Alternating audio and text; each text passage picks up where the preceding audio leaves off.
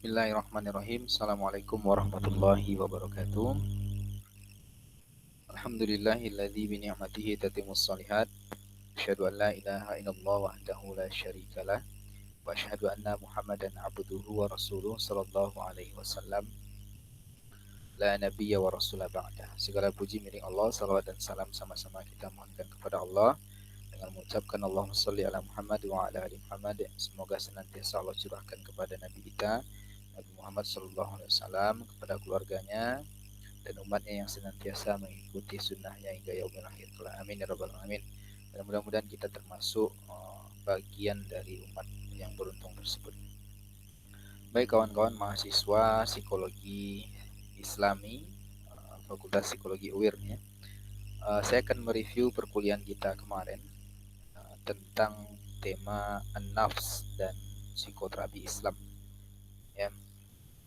Yang pertama tentang an-nafs. Di dalam psikologi Islam, nafs atau an-nafs adalah tema yang seringkali diperbincangkan, ya, dibahas dalam setiap perkuliahannya. Karena nafs ini adalah tema salah satu inti dari tema-tema yang ada dalam bahasan psikologi Islam. Jadi tema ini merupakan tema yang tidak bisa tinggal dalam bahasan psikologi Islam. Sama halnya dengan fitrah, qalbu, ruh, akal, ya, dan nafs itu bagian dari tema-tema tersebut. Lalu nafs itu sendiri apa?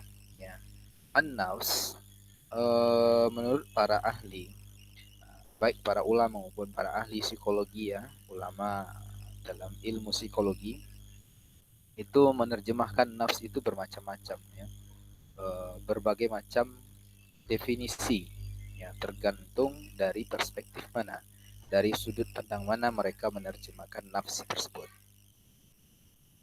Di sini misalnya kita kutip, ya, pendapat Mubarak, ya, seorang ahli psikologi Islam, ya, beliau ini pakar dalam psikologi dakwah, ya, itu menerjemahkan nafs itu dengan jiwa. Yang pertama dia terjemahkan nafs itu dengan jiwa. Yang kedua, dia terjemahkan nafs itu dengan dorongan hati yang kuat untuk berbuat kurang baik. Jadi konotasinya nafs ini di sini adalah negatif, ya, dorongan yang negatif, yang kurang baik. Yang ketiga, nafs itu sesuatu yang melahirkan sifat tercela dan perilaku buruk, ya. Yang keempat, nafs itu diartikan sesuatu di dalam diri manusia yang menggerakkan tingkah laku. Jadi dia di sini sebagai motor, ya, yang menggerakkan. Ya, ini mungkin identik dengan syahwatnya, karena nafs itu sendiri di dalamnya ada syahwat, ada keinginan-keinginan, ya, yang berasal dari kebutuhan-kebutuhan yang sifatnya biologis maupun kebutuhan-kebutuhan yang lain. Yang kelima, nafs itu diartikan dengan sisi dalam manusia yang dicipta secara sempurna, di mana di dalamnya terkandung potensi baik dan potensi buruk. Nah, saya sendiri itu lebih condong secara keseluruhannya dari semua makna nafs atau arti dari kata nafs ini. Saya lebih condong kepada makna yang kelima, bahwa nafs itu tidak hanya punya potensi baik, tapi juga punya potensi buruk. Ya, sebagaimana dikatakan oleh para ahli yang lain, nafs itu adalah diri manusia itu sendiri atau kepribadian manusia itu sendiri. Atau dalam bahasa psikologi modern kita sebut dengan self, ya, self, ya, kepribadian, ya, diri orang itu. Nah, diri itu isinya adalah potensi baik yang baik, potensi yang positif maupun potensi yang negatif atau yang buruk. Ya, sebagaimana di dalam surah Asy-Syam Allah katakan fa'alhamaha fujuraha wa taqwaha, gitu kan? Qad aflaha man zakkaha wa qad khaba man dassaha. Jadi Allah mengilhamkan ke dalam setiap jiwa itu sifat fujur dan takwa. Ya, beruntung orang yang mensucikannya, dan sebaliknya juga merugi orang-orang yang berbuat buruk terhadap jiwanya itu. Jadi nafs ini adalah diri, ya, kepribadian orang, apa yang tampak dari dirinya, ya, baik berupa akhlaknya, ucapannya, sikapnya, sifatnya, ya kepribadiannya secara keseluruhan yang merupakan hasil interaksi dari dari kolbunya, dari akalnya, ya, dari jisimnya, semua berinteraksi menghasilkan self, ya, atau nafs itu sendiri, kepribadian itu sendiri. Ya, jadi nafs itu dia bisa berwujud baik atau bisa berwujud buruk. Ya. Bisa menjadi kepribadian yang baik, bisa menjadi kepribadian yang buruk. Ya. Saya lebih condong maknanya seperti itu. Karena nafs itu ya diri kita. Ya. Nah, sehingga kalau kita lihat berdasarkan dalil-dalil yang lain di dalam Quran, ya, misalnya di dalam Quran Allah sebut 3 tingkatan nafs. Ada nafsu amarah, berarti kepribadian self diri yang penuh amarah, yang ini sama dengan binatang, bahkan lebih hina dari binatang, lebih rendah dari binatang sifat-sifatnya, yang dia tidak pernah berbuat baik, keinginannya hanya keinginan buruk, ya, berbuat buruk, berbuat kerusakan. Itu nafsu amarah, penuh dengan kebencian, kebengisan, ya, penuh dengan keinginan untuk melampiaskan syahwatnya, ya, berbuat dosa. Ini nafsu amarah namanya. Nah, itu adalah nafsu amarah itu kan wujud kepribadian atau self yang tipenya seperti itu, ya, yang punya jiwa hewan, ya, kehewanan, kebinatangan gitu.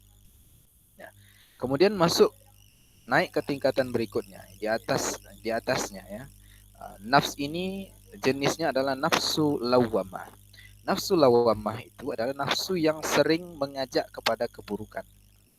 Namun kadang orangnya ketika dia berbuat buruk, dia tersadar dan bertaubat, ya, kemudian dia berbuat baik. Jadi seperti itu, ada tarik ulur antara ingin berbuat baik dan ingin berbuat buruk. Nah, ini kan muncul itu karena ada dorongan tadi, ada dorongan berbuat baik dan ada dorongan berbuat buruk. Nah, dorongan ini masih seimbang di dalam dirinya sehingga ketika dia berbuat maksiat dia bertaubat, berbuat maksiat taubat. Ini nafsu lawamah namanya. Atau kalau kita melihat pendapat dari Bapak Subandi, ya, kalau saya tidak salah, ya Subandi. Pak Subandi mengatakan membandingkan tingkatan nafs ini dengan dinamika kepribadiannya Freud antara id, ego, dan super ego. Jadi id itu disamakan dengan nafsu amarah, ego itu disamakan dengan nafsu lawamah. Sementara tingkatan yang ketiga, super ego, yang isinya adalah norma yang seharusnya, yang diinginkan orang, yang ideal, yang baik-baik, itu disamakan dengan nafsu mutmainnah. Itu tingkatan nafs yang sudah tenang, yang tidak ada lagi keinginan untuk berbuat buruk. Keinginannya adalah berbuat baik, ya, mengabdi kepada Allah. Isinya adalah ketakutan kepada Allah, ya. Ini sama dengan rule yang ada dalam agama kita, ya, peran-peran yang harus dijalankan oleh seorang hamba yang ideal gitu, ya. Nah, ini tingkatan nafs, tingkatan kepribadian, ya. Tingkatan diri pada manusia itu ada yang amarah, lawamah, dan mutmainnah. Ini jenis nafs jiwa pada manusia. Jadi berdasarkan penjelasan saya tadi, maka saya lebih condong kepada pendapat bahwa nafs ini potensi tidak hanya buruk tapi bisa juga negatif, bisa juga positif.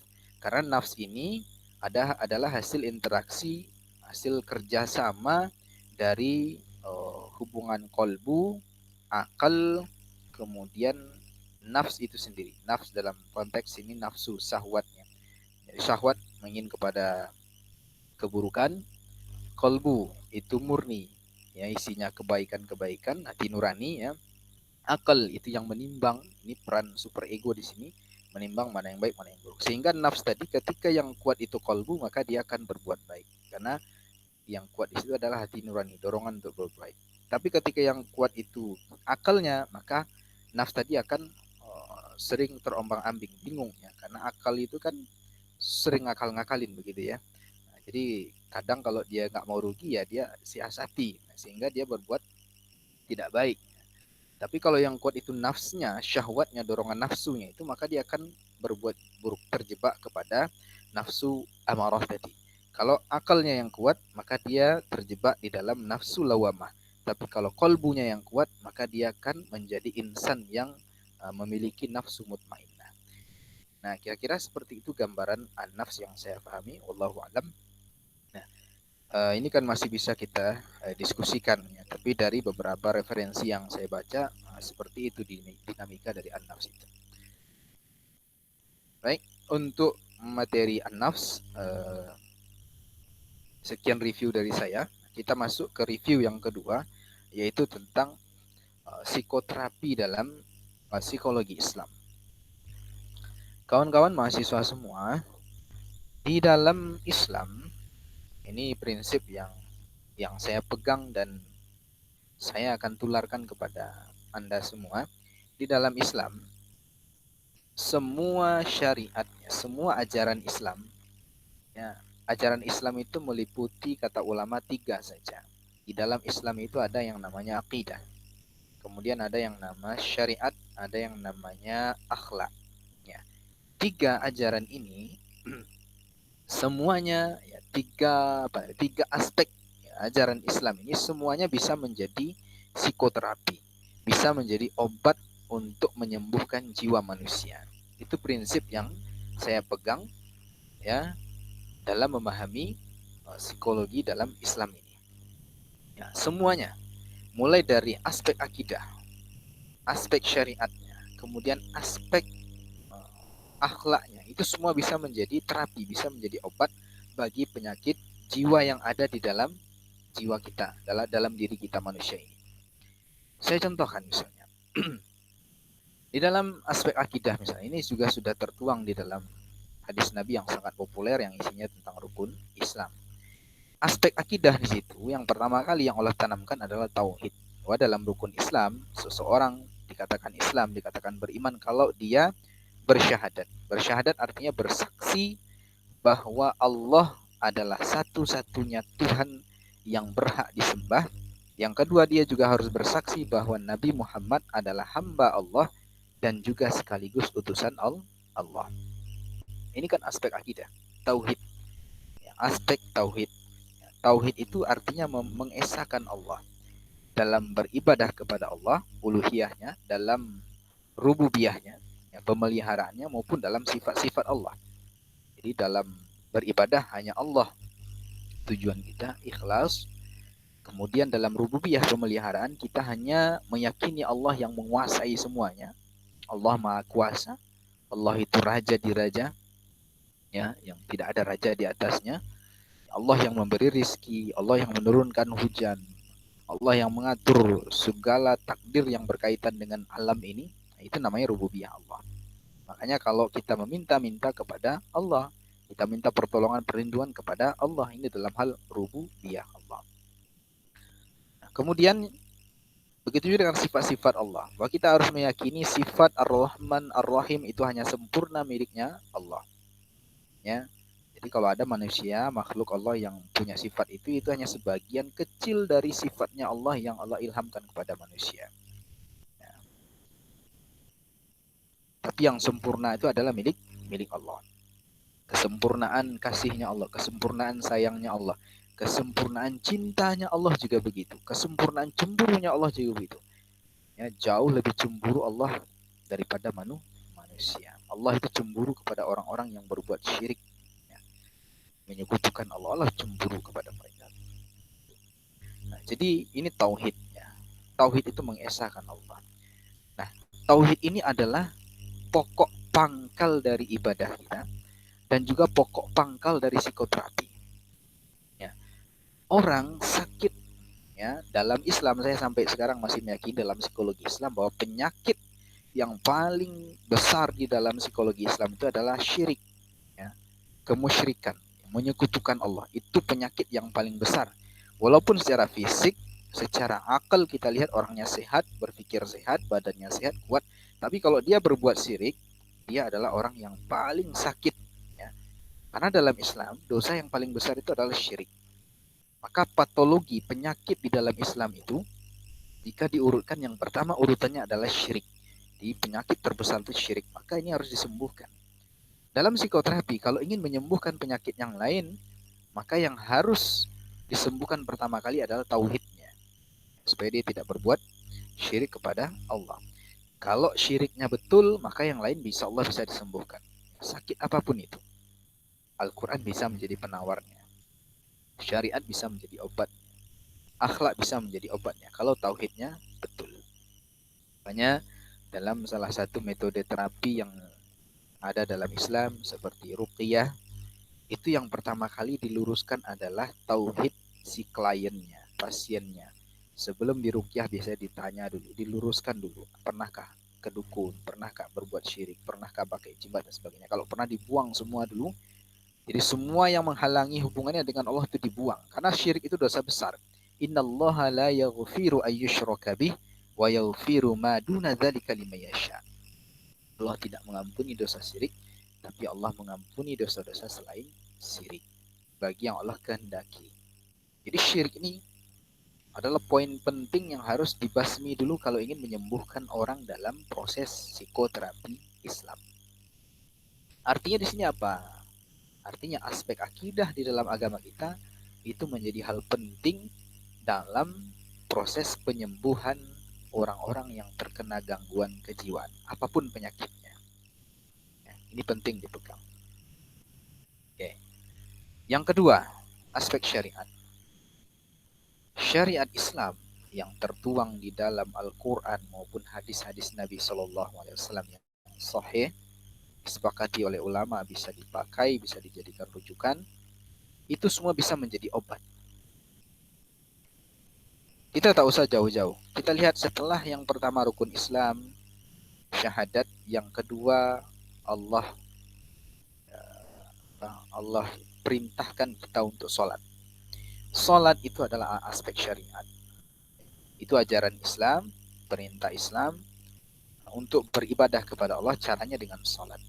Sholat itu sudah banyak dibuktikan oleh para ahli psikologi bahwa sholat ini bisa menjadi obat, bisa menjadi penawar, bisa menjadi terapi bagi orang-orang yang terkena gangguan jiwa. Ya, para ahli psikologi misalnya pernah meneliti tentang sholat.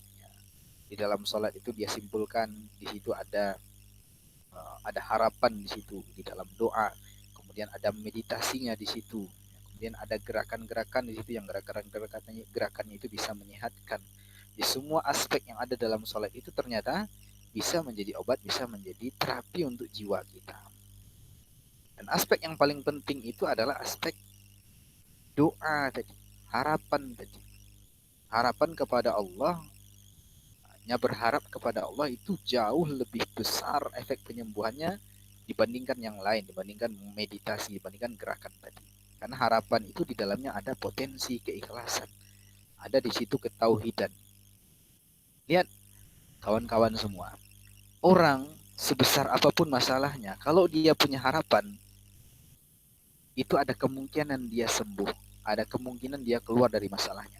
Tapi orang kalau nggak punya harapan, nggak punya tempat untuk bergantung, maka kemungkinan besar dia akan putus asa dan bunuh diri. Dan ajaran Islam, syariat Islam mengajarkan kepada kita yang pertama itu adalah harapan. Itu harapan kita kepada Allah. Makanya dalam sholat, dalam beribadah, Allah perintahkan kita beribadah untuk apa? Mengharap kepada Allah. Apa yang kita harapkan? Pahalanya, surganya. Ya, di dalam Quran itu wasta'inu bis-sabri was-shalah. Ya, minta tolonglah kepada Allah dengan sabar dan sholat. Ini kan harapan.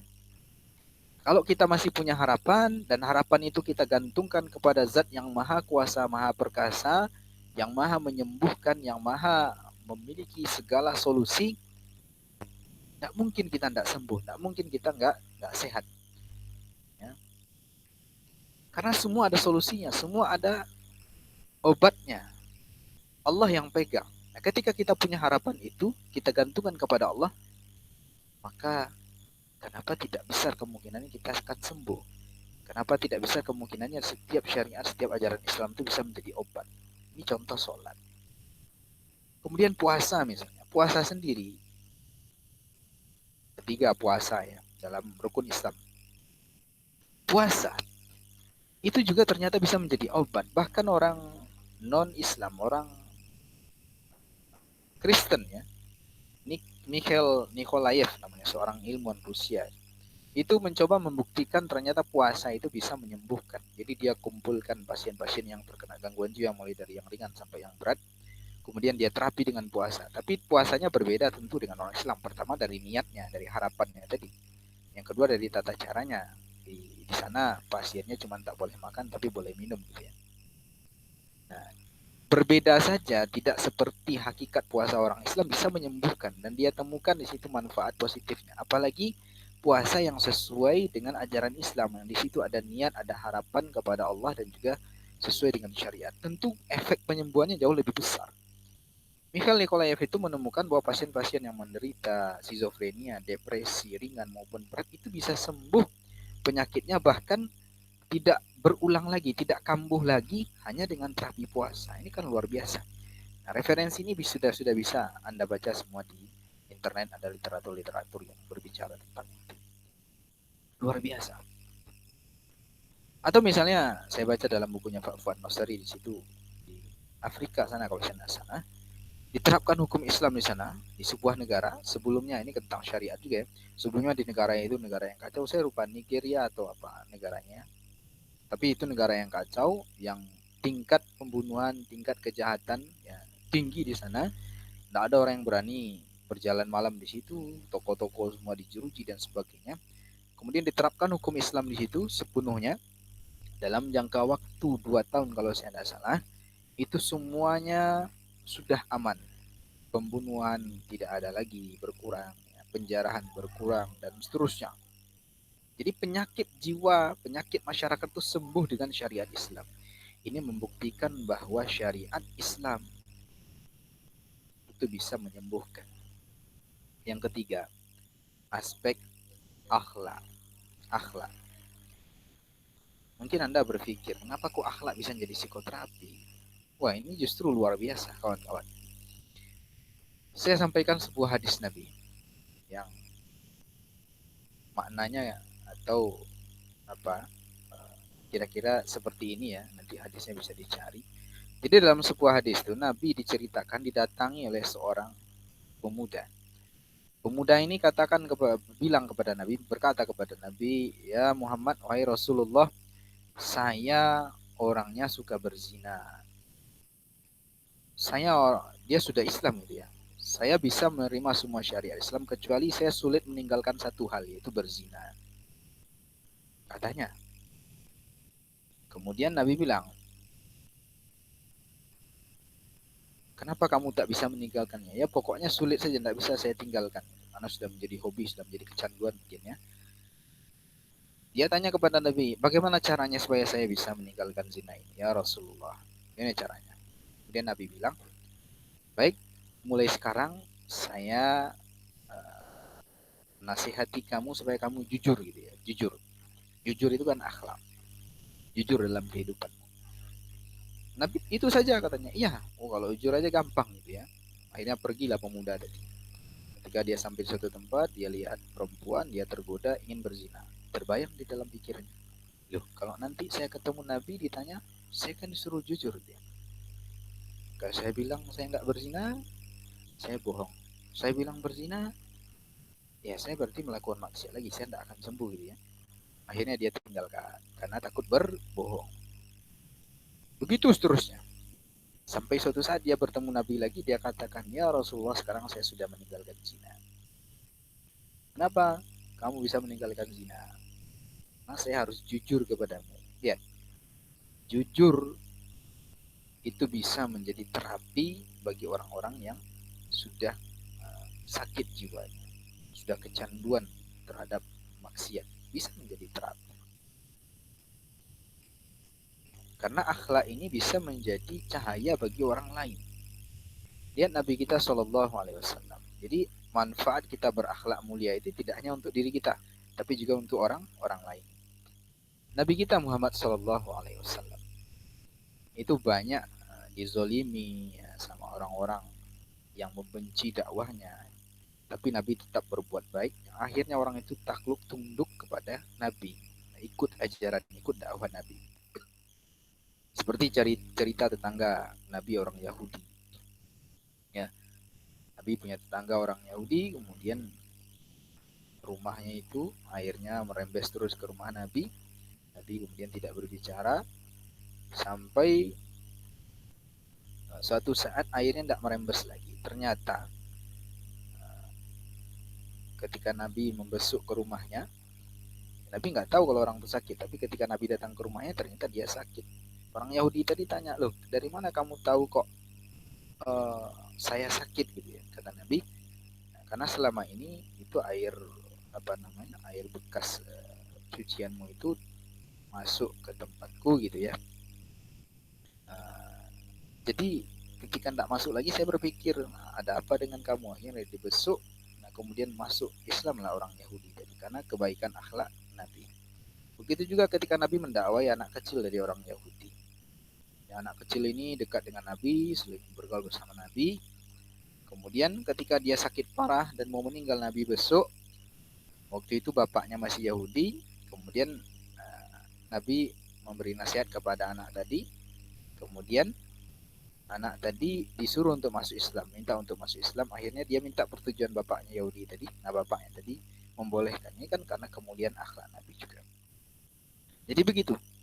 Ya, akhlak bisa menjadi terapi, psikoterapi Islam, syariat dalam Islam, baik berupa ibadah maupun aturan-aturan dalam Islam, had-had Allah seperti kisos, ya, had, potong tangan, dan seterusnya juga bisa menjadi psikoterapi. Akidah apalagi, dan ini poin pentingnya. Jadi psikoterapi dalam Islam itu sangat luas sekali, sangat banyak yang bisa kita gunakan dalam psikoterapi. Ini prinsip yang ingin saya review, yang mungkin tidak ada dalam buku-buku yang kalian baca, ya, atau dalam bahasan kemarin diskusi yang kita sudah bahas. Nah, yang kalian bahas kan bagaimana strategi psikoterapi dan seterusnya itu sebetulnya ya sudah dibahas dalam buku psikologi modern ya. Nah, cuman juga mungkin buku psikologi Islam lain. Nah, tinggal kita adaptasi bagaimana caranya, bagaimana penerapannya dalam Islam. Nah, sebetulnya dalam Islam prinsip psikoterapi itu tadi pertama semua bisa dijadikan psikoterapi, bisa menjadikan obat. Yang kedua, tidak sulit melaksanakan terapi dengan model psikoterapi Islam. Zikir misalnya. Kapanpun, dimanapun bisa kita lakukan. Kecuali tempat-tempat yang dilarang Allah seperti WC. Atau kamar mandi. Atau ketika kita lagi buang hajat, memang tidak boleh. Tapi di luar itu bisa kita lakukan. Bisa menjadi penentram hati. Orang yang sering was-was, yang takut, maka dia dianjurkan untuk sering berzikir, istighfar kepada Allah, minta perlindungan dari syaitan. A'udzubillahi minasyaitonirrajim. Hamzihi wa nafihi wa nafsihi. Takut dia ya dengan ketinggian, ada lagi baca Allahu Akbar. Ya, takut dia masuk rumah yang baca bismillah dan seterusnya. Ini bisa semua menjadi terapi dalam Islam. Nah, jadi seperti itu gambaran psikoterapi dalam Islam. Wallahu a'lam bishawab. Untuk review perkuliahan kita di pertemuan kemarin tentang tema an-nafs dan dan tema psikoterapi Islam. Sekian saja review dari saya. Jika ada pertanyaan silakan diajukan. Jika tidak, ya nanti mungkin ada bahan-bahan diskusi lain kita bisa diskusikan di pertemuan berikutnya. Qulu qouli hadza wa astaghfirullah li wa lakum. Subhanakallahumma bihamdika asyhadu an la ilaha illa anta astaghfiruka wa atubu ilaik. Assalamualaikum warahmatullahi wabarakatuh.